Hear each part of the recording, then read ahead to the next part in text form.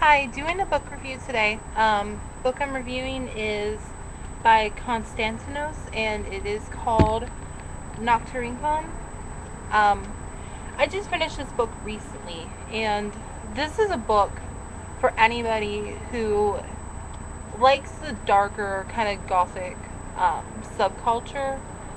I'm just going to read off the back of the book for a minute.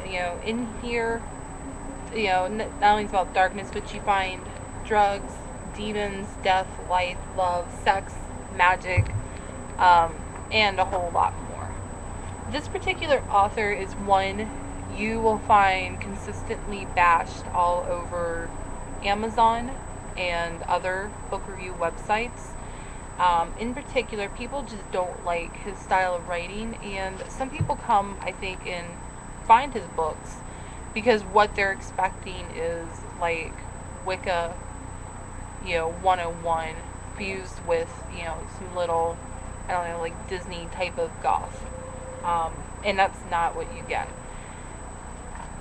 What you get here isn't a lot of information, but you get sort of like the author's own Book of Shadows, BOS.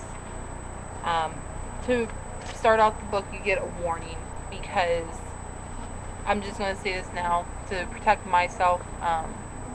This is not intended for children. This book does contain references and rituals written to use some dangerous types of alcohol and drugs. It talks about alternate states of mind, creating thought forms, working with energies and spirits that could become dangerous and are volatile. So, take all that into consideration. This is still a very interesting book to read. Mainly because, he's not telling you, like, you should do this, or this is how you should do it. He sort of is one of the authors who goes by my own personal philosophy, which take what you have, do what you can with it, make it work. Don't be afraid to just take something and adapt it to your own.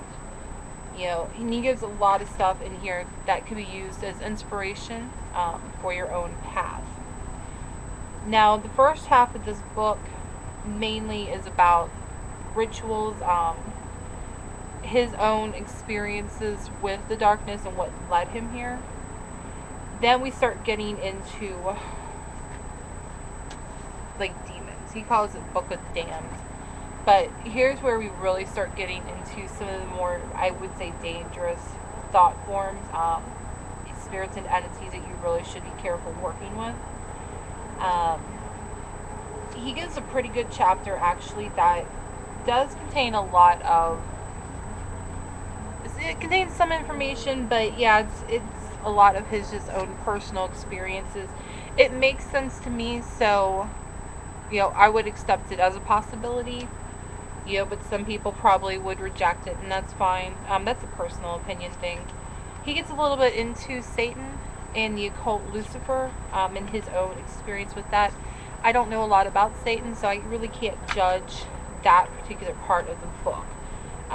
Then we get into other beings, and we get into Lovecraft, the father of one of the grandfathers of science fiction and also Scientology. He still was a pretty good science fiction writer, though, so I've read some of his work and I do enjoy him. Then, closing out the book, we get back into a few rituals and we get more into Lovecraft, and then in the back of the book, we get a list of non-fiction books, fiction books, and movies. And this is mainly just like, here are some weird off-the-wall movies that they're more like cult status than mainstream blockbuster movies. He mentions Donnie Darko, which is one of my favorites, Ninth Gate, which I love, and Nosferatu, which I don't know, I watch like once a month, so yeah, that's a favorite for me. You can find this book for a penny on Amazon.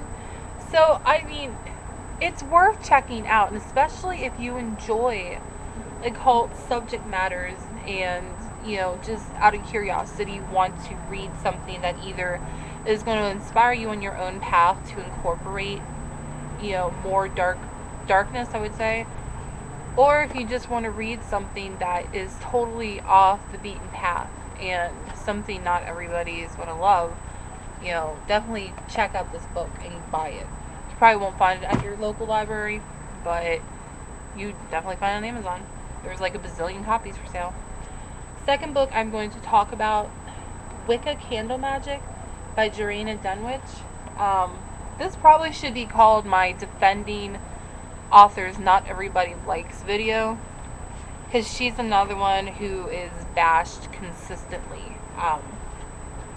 This book is a sort of introduction to candle magic, and while there is some questionable, I'm not sure that it's correct information, there also is a lot of useful information, plus some rituals that you can kind of take inspiration of, make your own, and she gives you a neat little list of different deities and their candle correspondence. I have found not all the information on here is correct, but it's a good starting place, and it gives you a name and an idea from which to work with and then move on. So that's why I like the list. And it has probably more deities than I've seen on a lot of lists that authors try to compile for books. Beyond that, she talks about healing with candle magic, using crystals with candle magic. She gives you a horribly shallow list of gemstones and crystals you might find. Not a good list. Then she goes into the Sabbaths and candles for those.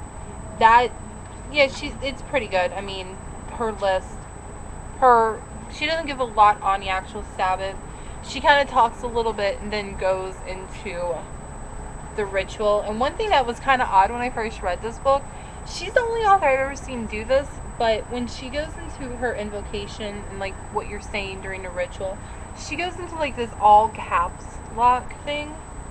So I don't know if that's her or if that's just the editor doing that, or if she told the editor, don't you dare censor me, I want to write in all caps locks to be clear that I'm doing an invocation. Whatever, it's an oddity in this book. After that, and here's one of my problems with the book. This is just a pet peeve thing. Some of these chapters, I don't even call them chapters, some pages, she writes 4 paragraphs, and that's the whole page. The rest is blank. And then, look, the Wiccan Read. Threefold Law. Seriously? Really? You couldn't write more than that? You couldn't fill up the entire page? Her editor should be smacked, or she should be smacked. I'm not sure who. That's just bad writing. But getting back into the book, there's lots of little spells in here, and that's mainly where the value of this book comes from. I'm all about buying spell books for your own personal information and inspiration. Adapting them and making them your own. Rarely do never have I just taken a spell from a book and done it completely as listed and read in a book. To me, it feels impersonal, and I can't do it. And plus, I think it helps you to learn to write your own rituals by taking inspiration from others and, just going out and writing your own. Or get some good, books that help you write rituals. Right now I'm reading Ritual Craft by Amber Kay. Excellent book. I'm only halfway through, and I was ready to do a review because I'm just in love with this book. But we'll get to that. Ending out the book after rituals, she goes a little bit into voodoo, candle magic, and that in hoodoo also.